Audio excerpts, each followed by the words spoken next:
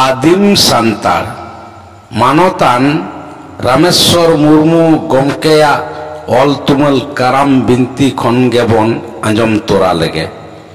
पहलो हाटिंग रे काराम इदी काते बड़ाई जोंग तेना कथा को। काराम बोंगा दो खेरवाल जाति हर को दुख दुरिप खुना वार रकाब काते आको को तलारे सुके सेटेर आकोआ। नुई बोंगा दो एदरे काते उसल लेन खान मिट्टांग घारोज रे अडी लेकाना हाड़ा आना उनुक दु ए सामांगा। मेने दो ओकारे दो नेला चूल्हा रे आर बांखान साड़ीम चितान कोरे काराम दारेना। ओकारे दो इसिन दाका गेको तिजु केटा। ओकारे दो एनखान तेके हुड़ू गे पोंगेना। ओना ऑक्तो दो नेलोगोआ मिद निंदा भितरी रे बोहो उ जाटाएना। नोंका लेकाना आडी आना गे जहां दो मेते नेल लेखान गेम हाड़ा उतरोआ। काराम बोंगाय उसल लेनखान घारोज रे आडी लेकाना नाड़ा पीड़े कोहो न्यामोआ। जहां खातिर मिट्टांग घारोजे नेडा जोरा चाबाया। नुई बोंगा मानत लेखान घारोज रे सोस सहारते सारेड़ोआ सुलुक निरई जियड़ोआ। ओड़ा दुआर रे मिहू मेरम गई डांगरा काडा बितकिल कोको बडोआ। नोय नोआ को बखराते कमी नुंका लेकाना काराम दोको मेता बुढ़ी काराम से उसट काराम।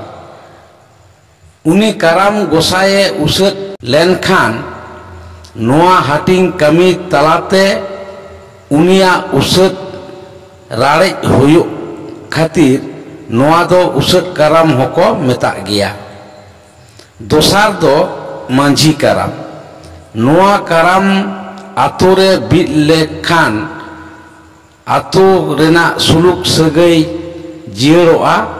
सानाम आतु हर को नापाय तेको ताहेना। नोआ हाटिंग काराम दो डंगुआ काराम होको लई गया। तेसार दो गज काराम। नोआ हाटिंग काराम दो जहां बंचाव ताहेन रे काराम गोसाई ठेने साब होचो लेन खान आर ओना खोना राड़ा दुगो लाहा रेगे उनी दोय दा दरम लेन खान उनरे उनिया भांडान कमी चुकौ ऑक्तो ओना काराम दो बिद हुआ। मेनेत दो उनी दिशा काते उनकान ऑक्तो रे जहां काराम बिद हुआ ओना गे को मेता कना गज काराम दो। नोआ हाटिंग काराम दो आरहों आदि किसड़ान हर को गुर लेन खान उनको कोआ भांडान कमी चुकौ ऑक्तो रेहों नोआ दोको बिद गया। पुनाना दो गोड़ा काराम। नोआ हाटिंग काराम दो खुंटो ऑक्तो गोड़ा रे ओकाठेन डांगरी को तोलोगोआ ओना खुंटी जापा रे बिद हुआ। नोआ कमी लेखान गई डांगरा काडा बितकिल मेरम भिडी एमान को गोड़ा रे को बट पेरेजोआ। खेरवाल जाति हर कोआ मिट्टी ओड़ा रेन हर को काराम बोंगा ठेन को साब होचो लेन खान नेंडा गोंडा महारे काराम बिद ऑक्तो खुना मुचाद हाबी ओका लेका नियम निमाचार तलाते कमी हुआ ओना गिंग लयेत कना। जतम लेकान हाटिंगा काराम बखरा तेगे बोंगा कमी सिरजेव लाहारे ओना ओड़ा रेन हर को दो ओना नेडा महा सेटेरो लाहा खन गे ओड़ा दुआर को दो रिली पिली को फरचा काआ। फरचा फरची ताहे लेन खान मोने जीवी हो फरचा ताहेना। लिटे गोसाया लय कथा तेगे गीता बांग ताहेन फरचा मोने ते जहाम कमिया ओनारे सगुन दम नाम गया। काराम रे बोंगा बुरु ऑक्तो दो हांडी पौरे खुना दो सहारे ताहेन हुआ। न्यू हांडी न्यू पौरे हर साव जपटे दो बांग गानोआ।